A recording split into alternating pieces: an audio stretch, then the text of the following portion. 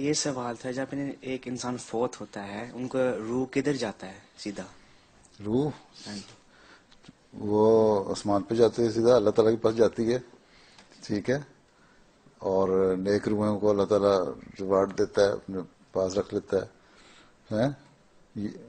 اور جو زیادہ گناہ گار ہوتے ہیں ان کو جہنم کی طرف چلا جاتا ہے. لیکن اس میں سے ایک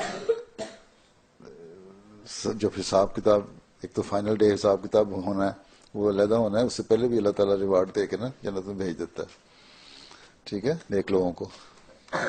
ہاں جنت، وہ یہ نہیں کہ ان کو لٹکایا ہوا ہے، سسپینڈڈ نہیں ہے وہ ایک جگہ کہ وہ پل صراط پہ سے گزرنا ہے تو تبھی فیصلہ ہوگا. وہ گزر گئے، وہ آخری دن ڈے آف ججمنٹ پہ بھی ایک فیصلہ ہونا ہے، وہ علیحدہ ہے.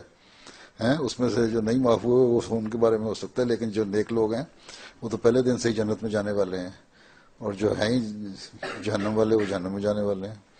اس لیے یہ بھی آیا نا حدیث میں کہ جب تمہارا کوئی فوت ہوتا ہے قریبی، تم 40 دن جا کے ان کی قبر پہ دعا کرو، اس وقت اس کی روح بھی قریب قریب ہوتی ہے، تاکہ ان کے درجات بلند کرنے کے لیے دعا کرو، تاکہ اللہ تعالیٰ اگر ان کی چھوٹی موٹی کمزوریاں بھی ہیں تو معاف کر دے اور ان کو جنت میں لے جائے.